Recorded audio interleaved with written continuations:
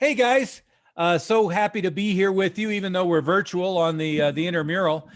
We've got Grandmaster Smith coming to us from Sterling, Virginia, which is in the Dulles corridor right outside of Washington, D.C., out by the airport there. And I'm coming to you from the top of the mountain here in Evergreen, Colorado, but probably not too far from most of you. But it's so exciting to have this intramural tournament in our little hybrid situation. I think we'll be back to normal pretty quick on things. But today is an exciting time for those of you where this is your first time, and many of you, I know it is obviously this looks a little different than what we're normally used to, but it's a good opportunity at the lower levels to learn how to participate, to learn what the inter-school tournaments look like as you grow and develop through the program.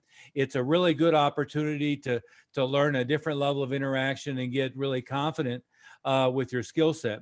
What we want to talk about a lot today, Grandmaster Smith and myself, is really what it takes to long-term be successful. I always wanted to be a competitor, but Master Smith was the world light heavyweight kickboxing champion, and then the world heavyweight kickboxing champion, as well as the #1 point fighter in the country. So I will defer to him on the accomplishments in competition here.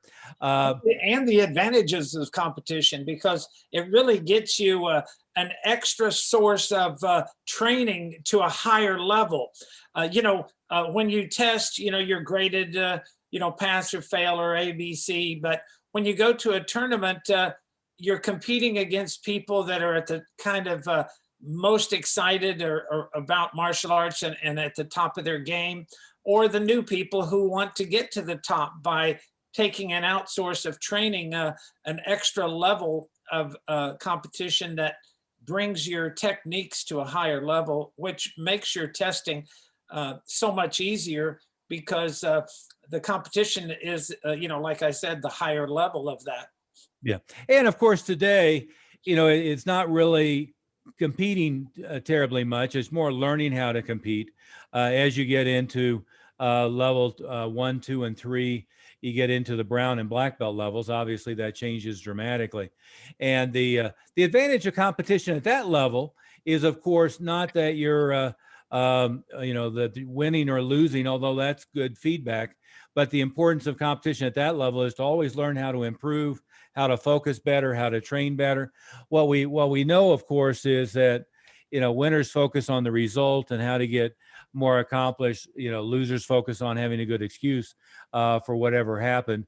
Matt Smith, that was one of the things that you were always well known for. Win or lose the match, your answer was, I need to go back and train harder and get better. It wasn't about any kind of excuse on the other side about performance, and that's a really good lesson to learn. And a lot of people make the mistake of saying, well, I think I'll wait till I'm a brown belt when I'm more advanced to be ready. Well, if you do that, the people you're competing against are people that have been competing for 2 or 3 years now.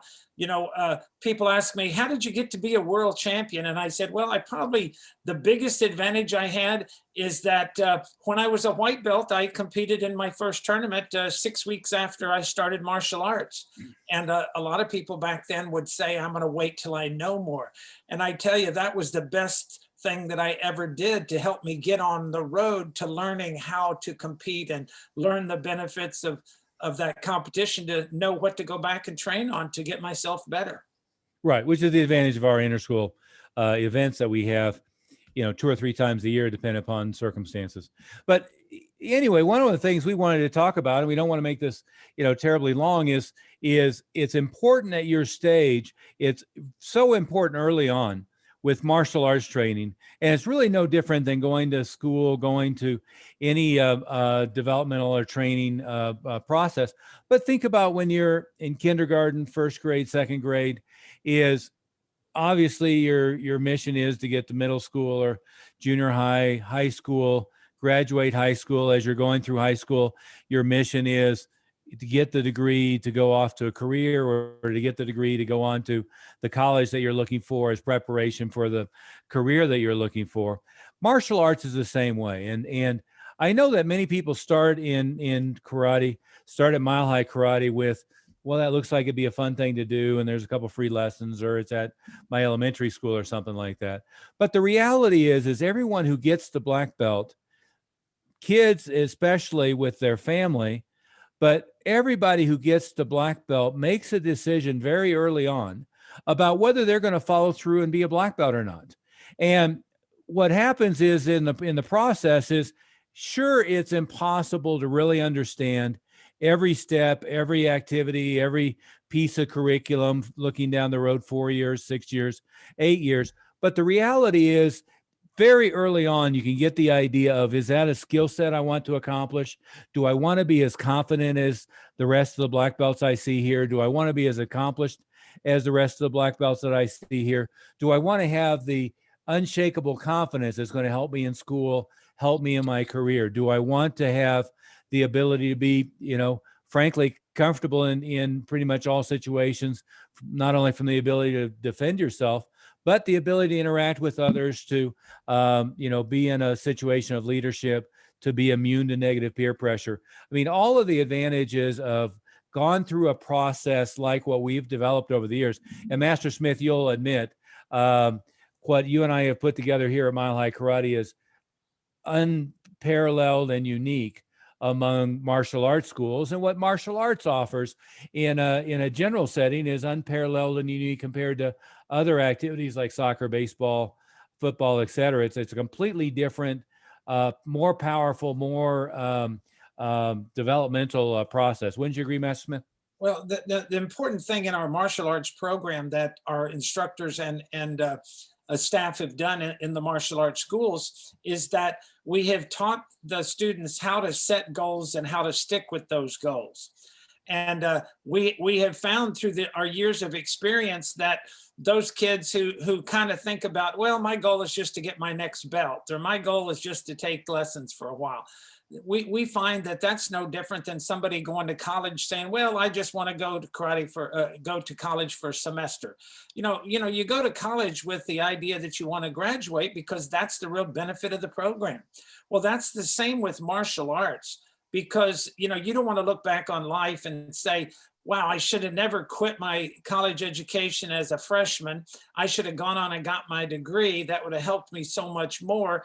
And then the same thing compared with our martial arts. We don't want them to look back and say, well, I only got my green belt. I should have really stayed and got my black belt, because that's the real benefit of our program. It's not only teaching you how to set goals and stick with them, but our black belt leadership program is structured to develop leaders in this country. Our program goes far beyond just the physical skills of kicking and punching. We've put together a whole developmental leadership program that is developing, strong, successful, confident, disciplined, respectful students that are going to excel in everything they do from their martial arts training. And to get the full benefit of our program, it's critical that they set that goal early, so we can put them on that track of training of those black belt skill sets. Yeah. And Matt Smith, as especially when we have a more normal intramural environment, but even when you're coming to class, you see people in the blue tops and in the black tops. And what that's indicative of, if you're not familiar with it, is anybody in the uniform that's not white have made the commitment, have set their goal, have committed to their teachers at Mile High Karate, to their parents for the kids, have committed to their other classmates that no matter what happens, they're going to get their black belt. And what we have at Mile High Karate is a tremendous support group, a tremendous support team. And what is essential is, with any goal, is to sit down, really visualize it. That's, oftentimes we'll put on a black belt, we'll take a picture of it, put that picture on the wall, put the target date, do the visualization sheets, the goals posters, and so forth. It's really, with any goal, you want to visualize, you want to make it concrete, you want to set a target date, you want to know more or less what the progress checks are along the way. And that's one way that martial arts sets goals is, you set a 4-year goal, a 6-year goal, a 9-year goal from a standpoint of first, second, third degree black belt, but you also have a 60-day goal of the next belt, and a 1-year goal of what that benchmark is, and so forth. So it really helps teach you how to set goals in any and everything else you do, whether it's in your career as you go into your career, is if it's in school and getting A's and so forth at school, etc. But what's really And you said, important. can I interrupt you Yeah, just go for a right ahead. second? You said something so important that people have to realize that it's not just saying I want to be a black belt, but I've got to set a deadline to get that black belt because I don't want it to take the rest of my life. And that's why, we've learned that some in school. We know that when we go to high school that it's going to take 12 years of education to get our high school degree. So we know we've set our goal for that. We know that if we're going to get a bachelor's or associate's degree, we know what the timeline is for that. So we set a goal for that. Well, it's no different in the martial arts. We've got to apply these principles of success. And we know that, most kids graduate from high school. And it's the reason is because they have a timeline.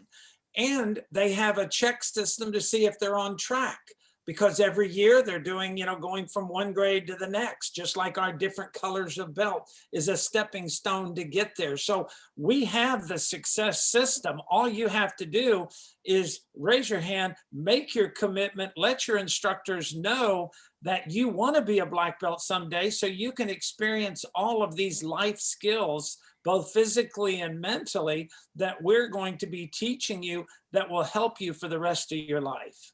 No, that's exactly right. But the important thing is, and we see this a lot of times, is people think there's three ways to make a decision about this. They think that there's, yes, I'm definitely going to be a black belt.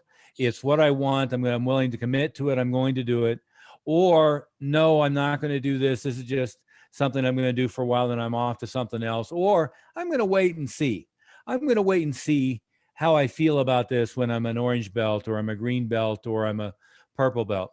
And the worst possible outcome, the outcome or the action that creates failure universally, is in that wait and see mode.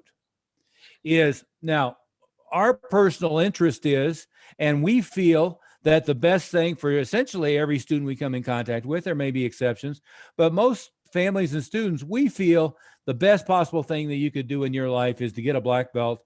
We're very passionate about that. I'm very passionate. Master Smith is very passionate. I know Master Smith. How old were you when you started martial arts? 14. Yep, I was 9, and ended up because nobody was doing it. They didn't let young kids do it back then. Yeah, me too. I had to worm my way in. Structured, Yeah. And even when I was a teenager, I was doing it at the university with high school, college age kids. Yeah. They didn't have a program for the little guys. That was something that, was developed over the years to see that these younger kids could get so much benefit from both the physical and the mental side of the development. Yeah, exactly. But where I was going with that is the most important thing is to make a definitive commitment to yourself, definitive commitment with the family, definitive commitment with the instructors of what you're going to accomplish. Because wait and see guarantees failure. It's no different than if you're a high school student and you say, well, I'd like to be an A student. I'd like to be a good student. I'm going to kind of wait and see how this class goes, and I'll see if I can rise to the occasion. Well, we all know that would guarantee failure. I'm going to go to college and I'm going to kind of wait and see how I like the midterms. And then, if I can thrive in that environment, I'm going to wait and see. And hopefully I'll be able to, go on to med school, but we're going to wait and see. Well, we all know when we hear that's a failure mechanism, that guarantees failure. We don't have people who get to their black belt who say at white belt, at gold belt, that, oh, it'd be nice to be a black belt. I'm going to wait and see if I'm willing to really commit to that. See, any goal that you set, certainly martial arts included, it's hard. There's things that you have to do. You have to be committed. You have to put down the Nintendo or put down the PS5 or whatever it is nowadays. You've got to shove that aside. You've got to get in the car, go to class. Right now, go to the Zoom class sometimes as well. But you've got to get in the car, go to class. You got to be consistent with 2 or 3 times a week. You've got to practice at home. We know that any commitment of any goal that's worthwhile at some point it's hard. You have to have the personal discipline. You've got to have the support tools, etc., to make that decision. But what we never want to let anybody do is fail by default, right? Is if you decide you don't want to be a black belt and you don't want to follow through with martial arts beyond your initial trial, program, okay. Well, if you have some other goal beyond that, that's fine. But we believe, and again, it's, our self-interest as well, for sure, but we believe that accomplishing the same thing that myself did, that Master Smith did, that, literally thousands of other black belts with Mile High Karate since 1983 have accomplished would be the best thing for you, the best thing for your family, because we know the outcome. You're going to learn goal setting. You're going to create unshakable confidence. You're going to create the ability to set and follow through with any goals. I've heard so many times coming out of our black belt test, people say, oh my goodness, if I can do that, I can do anything. Well, that's the whole purpose, right? If I can do that, I can do anything, because then it carries over into other things. But I got to tell you, the number one determinant of whether you're going to be a black belt is whether you make a definite commitment now. You, as a family, make a definite commitment. You share that commitment, and with our staff, with the black belts, with the school owners, and you make that commitment to follow through no matter what happens. Now, if you do that, I can nearly guarantee you that you'll be a black belt. Are there occasionally somebody who doesn't? Sure. There's all kinds of life situations that might derail somebody, but it's such a tiny little percentage. Well, the reason that would happen, Master Oliver, that's why we try to constantly, we have the short-term goals in between white belt and black belt. So they have these steps to stay on track. But also we do, our black belt visualization. We have every year we do our black belt commitment, where everybody does their recommitment for their goals. And, having that visual of what they're going to be and recommit to it on a regular basis is important, so you don't let it get sidetracked. You said something earlier about kids going on to college and preparing for it in high school. They have a good program. It's an honors program or an AP classes, and that kind of gets those kids more prepared for college than if they're not in those classes. That's kind of like our leadership program. Our students that are in our leadership program, they're getting kind of like the AP classes of our martial arts classes to prepare them for when they get first degree. It's that much easier, and they're that much more developed to get to those higher levels of a black belt. Yeah.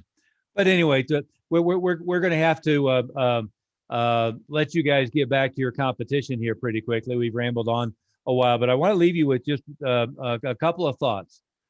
One thought is, in my belief, the best thing possibly you could do for yourself and your family is to achieve your black belt and then follow on beyond that, because it's going to have a lifetime positive impact on every area of your life, not just the physical skills you're going to develop from martial arts, more so the mental and emotional skills that you're going to develop.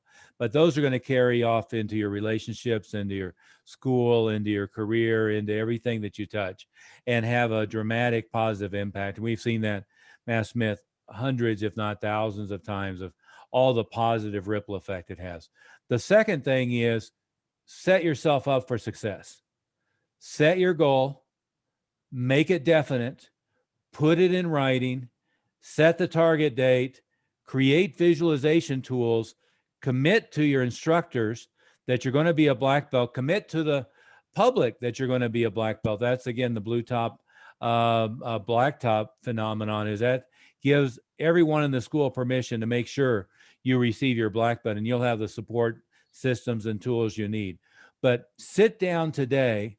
If you've already made that commitment, keep renewing and rejuvenating that commitment so that it's fresh in your mind. If you haven't made that commitment, do that today, because it will be the most important single decision you make, probably of the decade, maybe of your lifetime. I know for me, and probably for Master Smith, it was really, I can look back, and the most important decision I ever made was to set that goal to be a black belt and to really persevere. Master Smith, we had to persevere through circumstances much different than today to achieve that. I traveled to Washington, and you had all kinds of obstacles in your way. But what you have to do is set that goal, really be serious about it. And then I love that quote, and revisit that, the Himalayan expedition quote of, once you set that definite commitment, then providence opens up and opportunities avail themselves. That's what happens when you set your goal to black belt. On that note, we'll let you get back to the One last intramural thing tournament. with the tournament, guys, remember the only time you lose is when you don't even try, or you don't commit to even being in the tournament. Everybody who participates in that tournament is a winner, because you're learning that experience.